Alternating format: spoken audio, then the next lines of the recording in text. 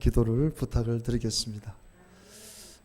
계속해서 이번 1월 달부터 하나님 사랑, 또 이웃 사랑, 또 서로 사랑에 대해서 제가 지금까지 계속 말씀을 전하고 있는데 이제 좀 끝이 보이는 것 같습니다. 제가 말씀을 준비하면서도 되게 부담돼요. 이 말씀대로 산다는 자체가 부담이 되고, 또 개척교회 지금 저도 좀 개척해서 지금까지 했지만 개척하는 것 자체가 힘든 가운데서도 하나님 말씀을 주시는데, 이 말씀대로 이게 지금 산다는 것이 힘든데, 그래서 성도들에게, 나도 그렇게 못 살면서 성도들에게 그렇게 말씀을 전한다는 자체도 또 부담이 되지만, 또 성령께서 감동을 주시기 때문에 하나님 말씀 우리가 그대로 받아야 될 줄로 믿습니다. 요한복음 13장 34절 크게 읽습니다. 새 계명을 너희에게 주노니 서로 사랑하라. 내가 너희를 사랑한 것 같이 너희도 서로 사랑하라. 내가 너희를 여기 밑에 죄송합니다. 제가 지난주에도 여러분들에게 말씀을 좀 드렸죠. 강도 만난 이웃을 우리가 돌아봐야 된다. 제가 여러분들에게 참 저도 그렇고 여러분들도 그렇고 한 분 한 분 우리가 삶을 돌아볼 때 다 어려움이 있어요. 어려움이 있고 현실적으로나 모든 것들이 다 힘든 부분이 있습니다. 남을 내가 돌보는 위치가 아니라 남에게 도움을 받아야 되는, 저도 개척교회 하면서 지금까지 많은 분들이 참 이렇게 도와주셨어요. 그분들 생각하면 정말 좀 눈물이 나죠. 그분들이 생업을 포기하고 지금 천국 가신 우리 김지국 집사님 같은 경우에는 저희 처음 개척했을 때 그 바닥이 완전히 그냥 이렇게 못 쓰게 될 정도로 보기가 싫었는데, 그 집사님께서 제가 이제 부목사로 제가 교구를 맡아서 있다가 이제 개척을 나오고, 이제 처음에 개척했던 장소도 그분이 좀 많이 도와줘. 두 번째 우리가 또 1층으로 내려가면서 그 바닥이 막 이렇게 뜯어져 가지고 보기가 안 좋은 상태인데, 할 수가 없는 상태인데, 그분이 이제 부부, 김직군 집사님, 장신영 집사님 부부인데 올라오셨는데 갑자기 주일 오후에 이런 그 타일을 갖고 차에 실어가지고 오신 거예요. 그래, 뭐 때문에 오셨으니까 이거 깔아주러 왔다는. 그래서 그분들이 그 일주일을 그 바닥을 다 깔아주셨어요. 그리고 옆에 이제 장식도 해주시고. 그분들이 부부가 나가서 하루 근무하면은 보통 그때 당시에 벌써 13년 전에 거의 3, 40만 원을 두 분이 버신다 그랬거든요.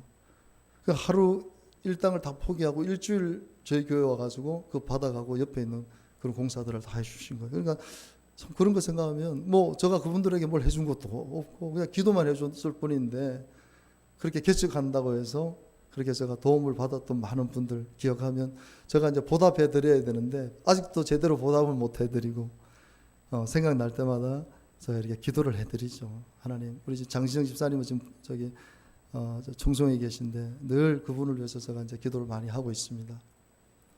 우리가 누군가를 돕는다는 것은 참 부담되는 일이죠. 그럼에도 불구하고 우리는 누군가를 도와야 될 사명이 저와 여러분에게 있는 줄 믿습니다. 왜 그렇습니까?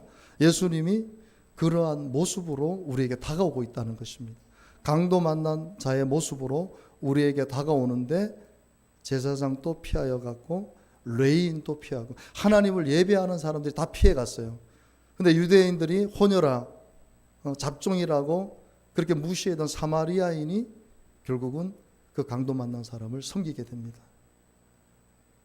저와 여러분들은 우리가 이 땅에 살면서 짧은 인생을 살면서 누군가를 돕는 자리에, 섬기는 자리에, 그래서 그분들이 다 예수님이거든요. 네가 나를 그때 도왔잖아. 네가 나를 그때 섬겼잖아. 천국 가면은 예수님이 다 네가 그때 누군가를 섬기게 바로 나를 섬긴 것이다. 원정수 그 권사님, 박사님께서 그 노숙자를 섬겼던 것이 바로 나를 섬긴 것이다 라고 말했던 것처럼, 그래서 오늘 이 본문의 말씀도 어떻게 보면 우리가 서로 사랑해야 되는데, 우리가 교회 안에서도 이 서로 사랑한다는 것이 쉽지가 않죠. 그럼에도 불구하고 우리 교회 공동체는 서로 사랑하는 공동체가 돼야 됩니다.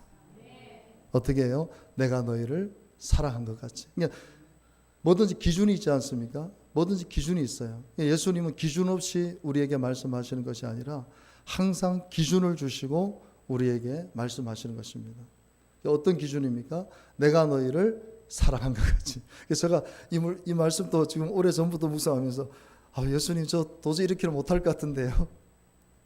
그냥 내가 사랑하고 좀 섬기는 건 할 수 있어도 예수님이 제자들을 사랑한 것 같이, 이웃들을 사랑한 것 같이 내가 사랑한다는 거, 이 보통 일이 아니지 않습니까? 내가 너희를 사랑한 것 같이 교회는, 이 교회 공동체는 서로를 사랑해야 된다는 것입니다. 예수님이 제자들을 사랑한 것처럼, 내가 너희를 사랑한 것처럼 너희들은 서로 사랑해라.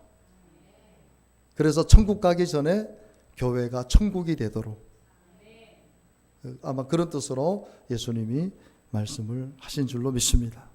몇 가지로 제가 이 말씀을, 그렇다면 이 기준을 가지고 예수님이 제자들을 어떻게 사랑하셨는가, 그리고 예수님이 사랑한 것처럼 우리도 어떻게 하면 서로 사랑해서 이 세 계명을 이루어야 될 것인가. 예수님은 이 제자들을 어떻게 사랑해요? 첫 번째로 기도로 사랑하셨습니다.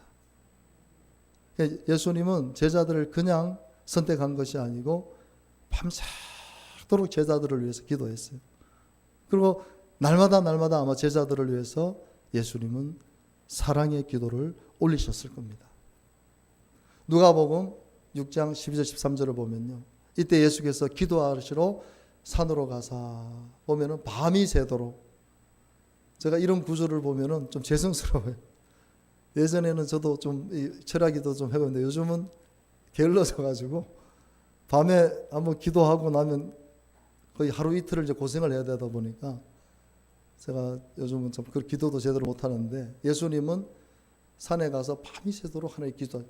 그리고 13절에 보면 밝았는데 기도하신 목적이 뭐냐면 제자들을 불러서 사도로 삼기 위해서, 그러니까 그 한 제자 한 제자를 위해서 기도하셨다는 것입니다. 여러분, 우리가 할 것은 다른 게 아닙니다. 우리 교회 공동체 지체들의 이름을 불러가면서 하루에 한 번 이상은 기도하는 것입니다. 그것이 서로 사랑의 지름길이라는 사실을 믿으시기를 바랍니다. 여러분들이 누군가를 위해서 기도하는 것 자체가 이미 서로 사랑을 이루어가는 것입니다. 너무 우리가 크게 생각하면 못하겠죠. 근데 기도할 수 있잖아요.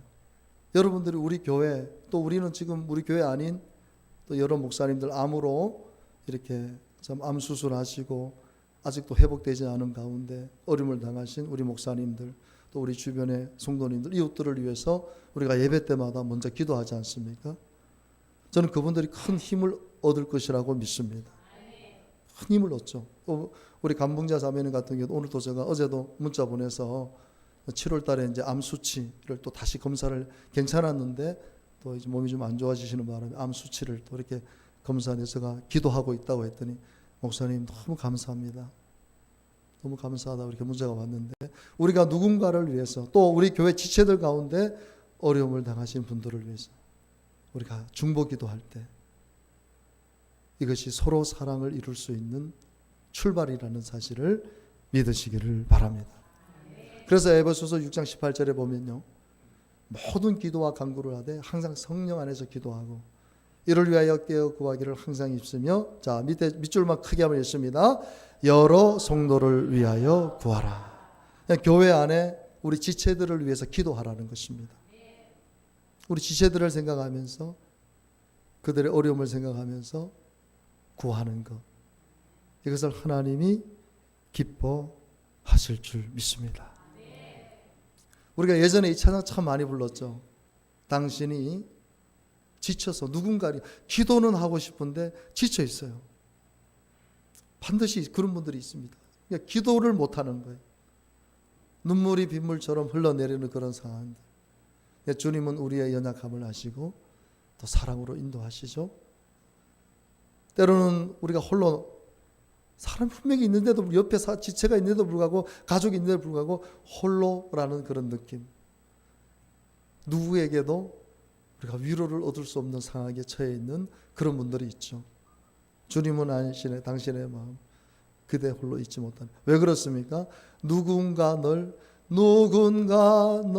위하여 누군가 기도하네.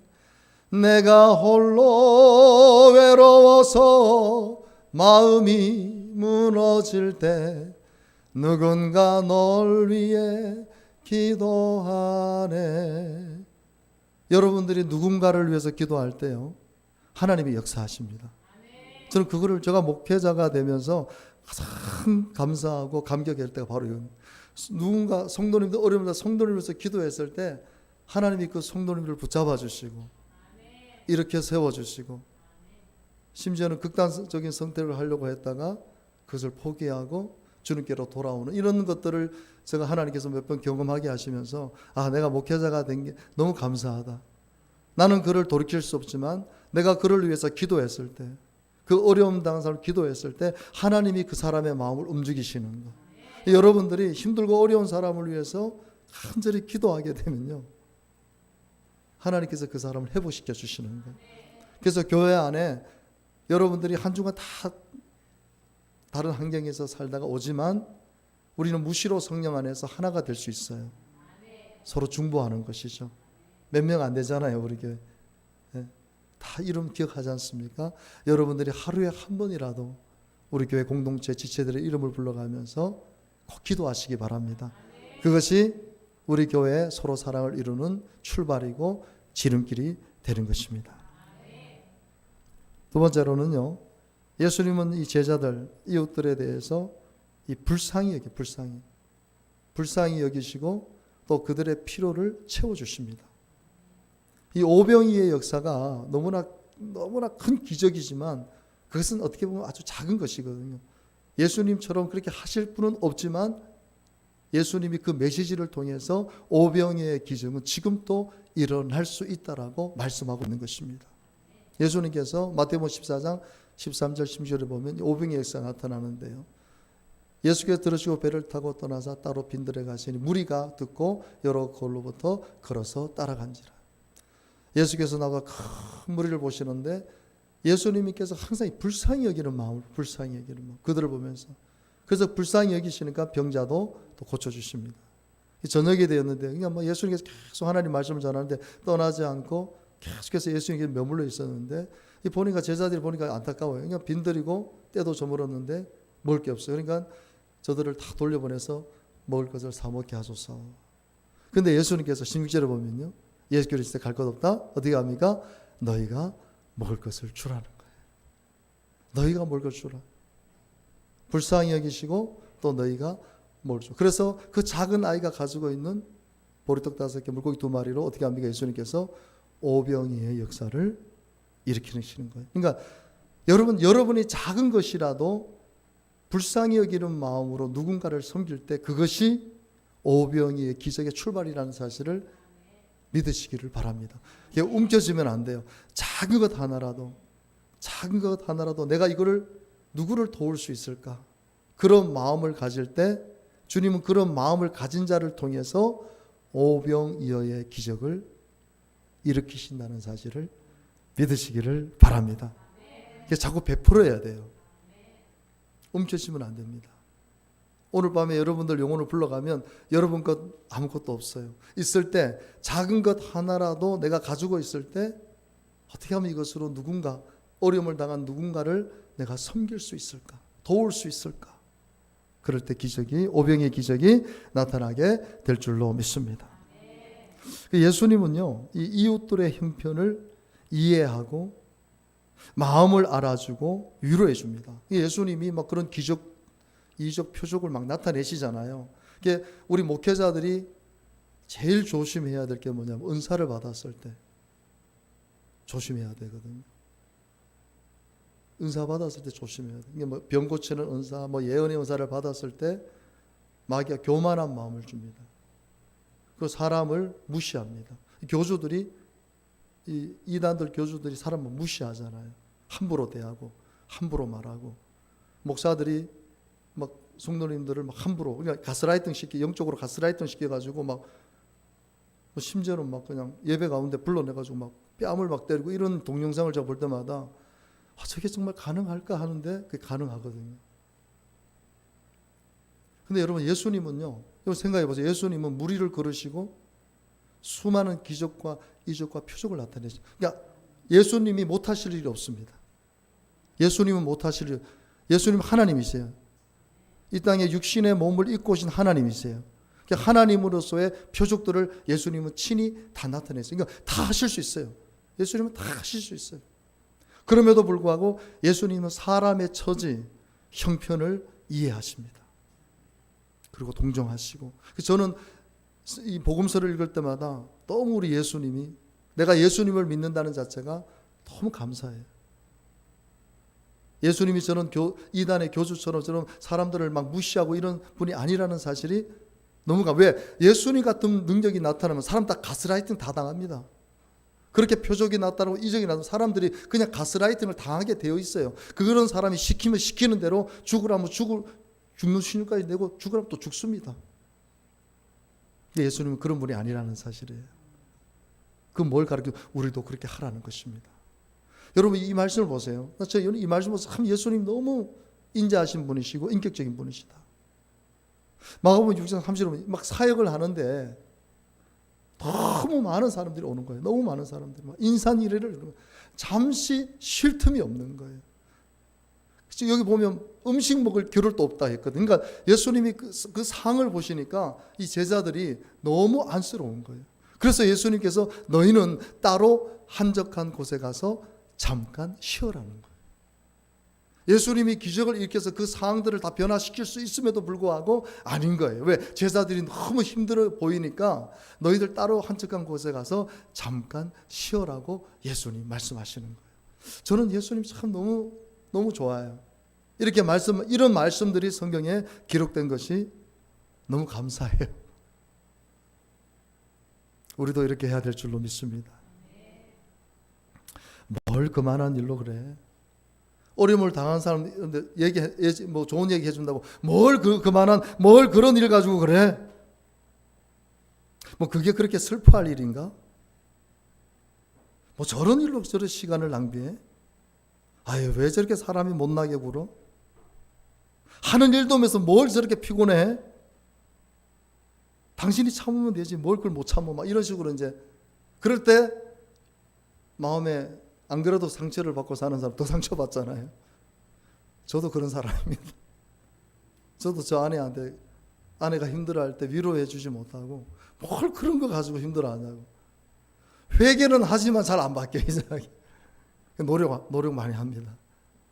뭐 내가 우리 집사람에게 좀 더, 왜냐하면 이런 말씀이 있기 때문에, 만약 이런 말씀이 없으면 계속 무시하겠죠. 근데 예수님께서 그렇게 능력이 많으신 예수님께서도 제자들이 그렇게 피곤하고 어려움을 당한 제자들이 따로 한적한 곳에 가서 잠깐 쉬어라고 할 정도로. 여러분 우리가 교회 안에서 절대로 힘들어하는 분이 함부로 말해서는 안 됩니다. 같이 공감해주고 그냥 때로는요 그냥 손만 붙잡아줘도 돼요. 뭐 쓸데없이 말 안 하고 그냥 손만 붙잡아주고 기도할게요. 그럴 때 진정한 위로가 되는 것이고 교회 공동체는 사도행전의 교회 공동체처럼 더욱 든든히 세워져 가게 될 줄로 믿습니다. 하이라이트죠. 제가 여러분들의 말씀을 드렸지만 가장 중요한 건 뭡니까? 예수님께서 서로 사랑의 이 근본을 우리에게 가르쳐 주실 때 본인이 이제 십자가 져야 됨에도 불구하고 제자들에게 마지막으로 한 행동이 있죠. 그게 뭡니까? 제자들의 발을 씻어주는 거예요. 발을 씻어주는 거. 이게 영적으로 어마어마한 그 의미가 있다는 것을 제가 여러분들 말씀을 드렸습니다. 저녁 먹는 중 예수는 아버지께서 모든 것을 자기 손에 맡기신 거고 또 자기가 하나님께로 오셨다가 하나님께로 이제 십자가에 죽을 것을 이제 아시는 거예요. 그런데 이런 죽음의 순간에 하셨던 행동이 뭐냐면 저녁 잡순 자리에서 일어나 겉옷을 벗고 수건을 가져 종들이 하는 행위를 예수님이 하시는 거예요. 주인이 들어왔을 때 종들이 겉옷을 벗고 수건을 가져다가 이 주인의 발을 닦게 되는 예수님께서 지금 그 행동을 하시는 거예요. 이에 대하여 물을 떠서 제자들의 발을 씻으시고 제자들의 발을 씻어주시는 거예요. 그 들으신 수건으로 닦기를 시작했다. 참 큰 의미가 있는 것이죠. 제가 오늘 이 본문 말씀에도 지금 설교를 오늘뿐만 아니라 몇 주간에 걸쳐서 설교했지만 지난번에 여러분들에게 말씀을 전했기 때문에 가장 중요한 것만 하겠습니다. 여러분 발을 씻어주는 사랑의 가장 큰 의미는 뭐냐면 허물을 덮어주는 사랑인 것이에요. 예수님께서 제자들이 얼마나 허물이 많습니까? 그 허물을 다 덮어주시는 거예요. 다 덮어주시는 거예요. 이 잠언 10장 12절에 보면 미움은 다툼을 일으켜도 사랑은 모든 허물을 가린다고 말씀했습니다.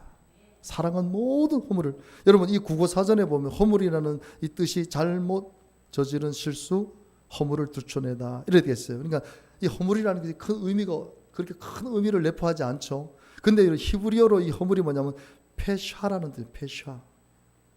페샤인데 우리가 국어사전에 나오는 그런 뜻이 아니고요. 상당히 강도가 높아요. 뭐냐면 반역, 범죄라는 뜻이 있습니다. 반역, 범죄. 반역하고 범죄하는 자라 할지라도 예수님이 그 허물을 덮어주시는 거예요. 가룟 유다 같은 경우 예수님 반역하고 범죄했잖아요. 큰 범죄도 예수님이 그런 자라 할지라도 덮어주는 거예요. 그게 제일 큰 의미죠. 그래서 잠언 10장 9절에 보면 허물을 덮어주는 자는 사랑을 구하는 것이다. 그렇게 말합니다. 허물을 덮어주는 것, 사랑을 구하는 것이다. 그러니까 여러분 우리가 오늘 교회 공동체 안에서 허물이 있고 잘못하는 사람 우리가 손가락질하고 비난하는 것이 아니라 우리 교회 공동체에서 그런 허물을 가진 사람이라 할지라도 덮어줄 수 있는 사랑이 필요한 것이 바로 교회입니다. 함부로 손가락질하면 안 되죠. 저 사람 저런 죄 지었는데, 저 사람 저런 잘못하고 있는데, 세상에서 저런 사람인데, 그게 아니라는 것이죠. 교회만큼은 그런 허물이라 할지라도 예수 그리스도의 사랑으로 덮어줄 수 있어야 되는 거예요. 근데 그게 우리의 힘으로 됩니까? 안 되죠. 우리가 주님을 사랑할 때 그 능력이 나오게 될 줄 믿습니다. 그래서 교회 공동체 안에 우리가 해야 될 것은 바로 이 말씀이에요. 결론적으로 베드로전서 4장 8절 우리 크게 한번 읽습니다. 무엇보다도 뜨겁게 서로 사랑할지니 사랑은 허다한 죄를 덮는. 이 죄가 바로 허물이거든요. 허물. 사랑은 허다한 죄를 덮는 것입니다. 그러니까 여러분들이 하나님 사랑으로 충만해야 됩니다. 하나님 사랑으로 충만해야 되는 거예요. 그 사랑으로 뜨겁게 사랑할 때 어떤 허물도 가리워지게 되는 것이에요. 들춰내는 것이 아니라 그것이 가리워져서 그 허물 있는 사람이 치유되는 것이에요. 회복되는 것이에요. 그래서 교회는 어떤 사람이 모이든 함께 융화가 되는 곳입니다. 놀라운 것이죠. 교회만큼 다양한 사람들이 모이는 곳이 어디에 있습니까? 그럼에도 불구하고 교회는 하나님의 사랑으로 내 이웃을 내 자신과 같이 사랑하고 그리고 서로 사랑함으로 하나님의 뜻을 이루는 것이 바로 이 교회라는 사실을 믿으시기를 주님의 이름으로 축복합니다. 그래서 우리 무엇보다도 뜨겁게 사랑합시다. 그래서 그 사랑으로 허다한 죄를 덮고 우리 교회 안에 모든 공동체들이 다 주님 앞에 세워지기를 주님의 이름으로 축복합니다. 오늘 여러분들이 말씀을 좀 생각하시면서요, 기억해야 될 것은요, 우리 주님의 몸된 공동체 안에서 만난 우리 가장 가까운 지체들, 우리 성도들을 위해서 여러분 꼭 기도를 오늘 결단할 수 있게 되기를 바랍니다. 여러분의 가장 가까운 이웃분들 중에 어려움을 처한 분들이 계시다면 여러분 예수님처럼 불쌍히 여기는 마음을 가지고 그들을 위해서 필요를 채워줄 때 여러분의 작은 것 하나라도 그것이 그렇게 사용되어질 때 반드시 하나님은 그것을 통해서 오병이의 기적을 일으켜 세워준다는 사실을 여러분 꼭 기억할 수 있게 되기를 바랍니다. 그리고 어려운 분들 형편을 여러분들이 정말 마음으로 이해하고 또 위로해주고 함부로 말하지 않게 되기를 간절히 바랍니다. 예수님이 제자들의 발을 씻어준 것처럼 섬김의 삶이 내 삶의 이유가 되기를 바랍니다. 하나님의 사랑으로 우리 이웃들의 허물을 덮어줄 수 있을 때까지 여러분 하나님의 사랑으로 충만하게 되어서 뜨겁게 사랑할 수 있는 우리 교회 공동체가 되기를 간절히 바랍니다. 기도하겠습니다. 아버지 하나님, 오늘도 거룩한 주일날 주님 앞에 나와서 말씀을 듣고 또 우리가 하나님 앞에 어떠한 모습으로 살아야 될지를 또 깨닫습니다. 주님, 교회는 하나님을 사랑하는 것이고 그 하나님의 사랑으로 내 이웃을 내 자신과 같이 사랑하는 것이고 그리고 서로 뜨겁게 사랑해서 이곳이 바로 주님이 원하시고 바라시는 교회가 되는 것, 주님의 몸 된 교회가 되는 것이 하나님께서 너무나도 간절히 바라고 있는 일인 줄로 믿습니다. 그 일을 위해서 우리들을 불러주셨사오니 우리가 서로를 뜨겁게 사랑해서 교회 공동체 안에 하나님의 사랑이 저 이웃들에게 증거되어질 수 있도록 도와주시옵소서. 특별히 우리 지체들 가운데 지금 여러 가지 삶의 형편으로 또 몸의 불편함으로 어려움을 겪고 계신 분들도 있습니다. 주님, 저들을 위로해 주시옵소서. 저들에게 하나님 은혜를 부어 주시옵소서. 내가 가지고 있는 작은 것이라 할지라도 움켜쥐는 자가 아니라 나누고 꾸어주고 베풀어 줄 수 있는, 그래서 내가 가지고 있는 그 작은 것이 오병의 기절을 만들 수 있는 그러한 삶을 살아갈 수 있도록 도와주시옵소서. 예수님께서 제자들의 발을 씻어준 것처럼 섬김의 삶이 내 삶의 이유가 되게 해 주옵소서. 하나님을 사랑하는 것처럼 내 예수를 사랑하고 내 지체들을 사랑하고 그들을 섬기는 것이 내 삶의 이유가 돼서 주님 오실 때까지 그렇게 살다가 주님 앞에 서게 하여 주시옵소서. 지금은 우리 구주 예수 그리스도의 은혜와 하나님 아버지의 크신 사랑하심과 성령님의 내주 교통 인도하심이 오늘도 말씀을 듣고 그 말씀대로 살아가기를 결단하는 우리 성도들 머리 위에 지금부터 영원토록 함께 하옵시기를 간절히 축원드리옵나이다. 아멘. 할렐루야. 주님 감사합니다. 주님 은혜 감사합니다. 성령으로 함께 해주시고 풍성하신 은혜 내려주시옵소서. 오 할렐루야. 주님 찬양합니다. 주님 찬양합니다. 영광을 받아 주시옵소서.